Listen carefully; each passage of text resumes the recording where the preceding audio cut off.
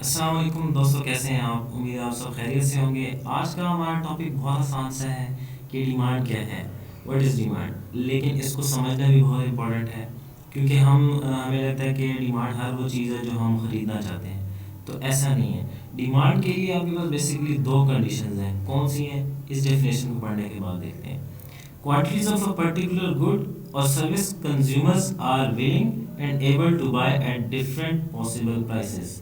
इसमें दो वर्ड्स आपने देखे हैं कि ये हाईलाइट हुए हैं, एक विलिंग और दूसरा एबल। इसका मतलब दो कंडीशंस आपके पास डिमांड के लिए कि डिमांड क्या है, उसकी ये दो कंडीशंस हैं। सबसे पहले तो ये कि कोई भी ख़ास चीज़ आप जो ख़रीदना चाहते हैं वो कुछ भी हो सकता है। कोई मोबाइल फ़ोन हो सकता है, कोई गाड़ी हो सकती है, सब्ज़ी हो सकती है, कपड़े हो सकते हैं। कोई भी चीज़ जो आप ख़रीदना चाह रहे हैं, ठीक है, कोई भी चीज़ जिसकी कोई ख़ास मकदार या कोई ऐसी सर्विस जो कि कंज्यूमर क्या कर रहा है, चाह रहा है ख़रीदने के लिए, सही है। और दूसरा उसके काबिल भी है, उसको ख़रीदने के काबिल भी है, ये है डिमांड। यानी सिर्फ अगर मैं कहूँ कि यार मैं आईफोन ख़रीदना चाहता हूँ क्योंकि मेरी ये ख्वाहिश है कि मैं आईफोन ख़रीद लूँ, या मेरी ख्वाहिश है कि मैं कोई कार ख़रीद लूँ, तो ये मेरी डिमांड है। नहीं, मैं उसके काबिल भी हूँ, उसको ख़रीद सकता भी हूँ। अगर ये कंडीशन भी कंप्लीट हो रही है तो फिर वो डिमांड बनेगी। यानी कि एक फॉर एग्ज़ाम्पल आप कह लें कि शूज़ हैं, वो कोई ख़रीदना चाहता है और उसको ख़रीद भी सकता है, तो तब वो उसकी डिमांड बनेगी। ठीक है, ये दोनों चीज़ें आपको जहन में रखनी है कि कोई चीज़ जिसको आप ख़रीदना चाहते हैं और दूसरा उसको ख़रीद भी सकते हैं, ये दोनों जब कंडीशन सेटिस्फाई हो जाएंगी तो हमारी डिमांड होगी। अब डिमांड की लॉ क्या है? Consumers buy more of a good when its price decreases and less when its price increases. अब ये बहुत आसान सी चीज़ है समझने के लिए कि जब किसी भी चीज़ की प्राइस कम हो जाती है तो लोग धड़ाधड़ उसको ख़रीदना शुरू कर देते हैं। ठीक है, जैसे कि सेल लग जाती है तो लोग जो है वो उसको ज़्यादा ख़रीदते हैं नॉर्मल दिनों के मुकाबले में। And less when its price increase, और कम ख़रीदते हैं लोग उस चीज़ को जो कि ज़्यादा महंगी होती है, क्योंकि उसको अफोर्ड नहीं कर सकते वो। जैसे कि अगर मैं कहूँ यार गोल्ड की कीमत आप देखें तो वो काफ़ी ज़्यादा है, तो गोल्ड हर बंदा नहीं ख़रीद सकता, कुछ कुछ लोग उसको ख़रीदेंगे।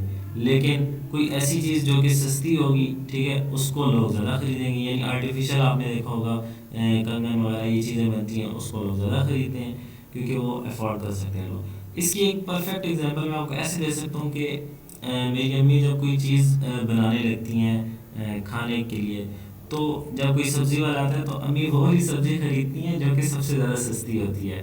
तो ये एक परफेक्ट एग्जांपल है कि जब कोई चीज़ सस्ती है तो उसको हम ज़्यादा ख़रीदते हैं, और अगर कोई चीज़ महंगी है तो उसको हम कम ख़रीदते हैं। जैसे कि चिकन हो गया, कोई मेहमान आएगा तभी घर में चिकन बनेगा, अदरवाइज़ नहीं बनेगा क्योंकि वो बहुत महंगा है आजकल।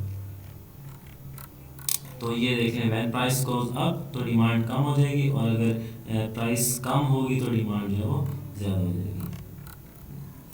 Law of demand states that there is negative or inverse relation between price and the quantity of a good demand and its price। ठीक है, तो लॉ ऑफ डिमांड हमें यही बताता है कि यार इनवर्स रिलेशनशिप है किस चीज़ में, प्राइस में, और दूसरा क्वांटिटी जिसकी डिमांड की जा रही है। ठीक है, इनवर्स रिलेशनशिप क्या होता है कि एक चीज़ अगर बढ़ रही है तो दूसरी चीज़ क्या हो, कम हो। प्राइस अगर ज़्यादा हो रही है तो डिमांड कम हो रही है, और अगर प्राइस कम हो रही है तो डिमांड ज़्यादा हो रही है।